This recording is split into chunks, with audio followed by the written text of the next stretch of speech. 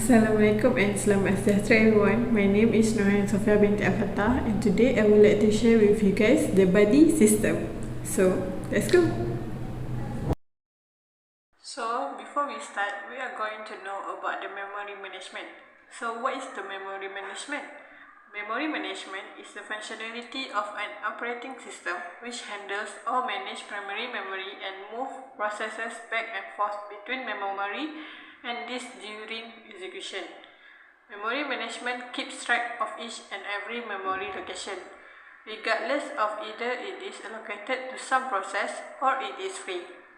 It checks how much memory is to be allocated to processes. It decides which process will get memory at what time. It tracks whenever some memory gets freed or unallocated and correspondingly it updates the status. So next we are going to see the difference between fixed partitioning and variable partitioning. So fixed partitioning, it does not utilize the main memory effectively.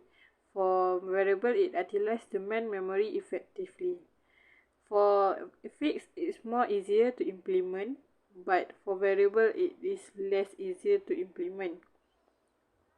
Fixed memory, there is limitation on size of process. Meanwhile, there is no limitation of size process for variable partitioning. So for example, we got a 1 megabyte block here. So we divide into two.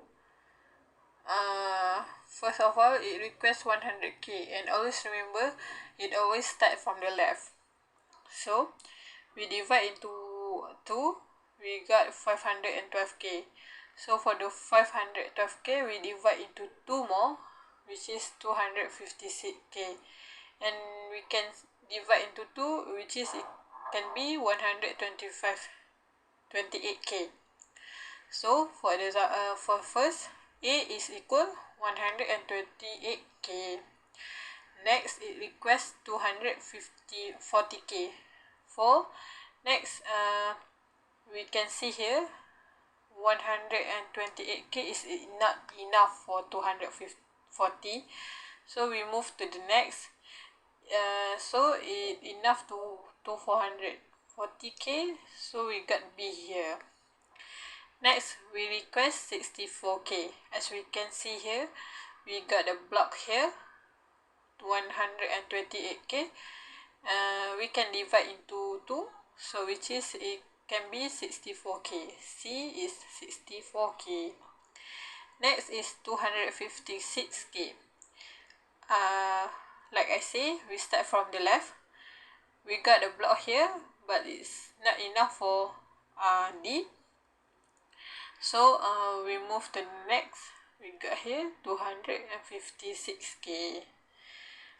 Next is release B. We got see here B is 240k.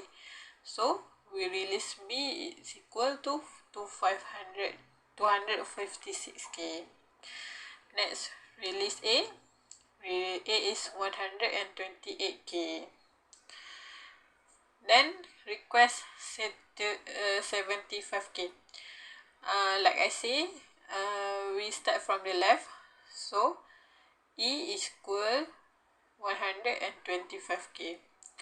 Why I don't divide it to 2? Because if we divide into 2, it got 64k. 64k is not enough for 75k. So we use the 128k. Next is release C. C is 64k, so we got here 128k. Next, we release E. E is 128k, so we combine them into 512k. Then release D.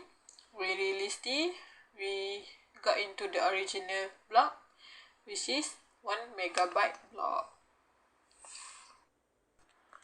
The buddy system maintains a list of the free blocks of each size, called a free list, so that it's easy to find a block of the desired size if one is available.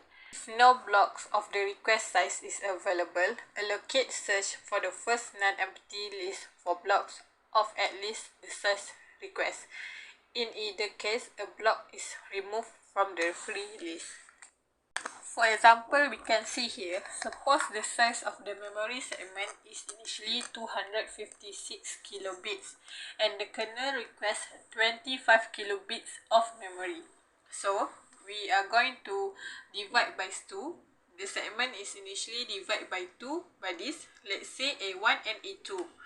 So, we are taking the A1.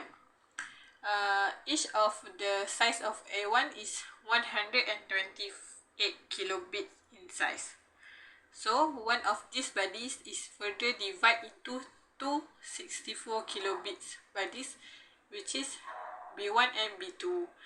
But the next highest power of 25 kilobits is 32 kilobit.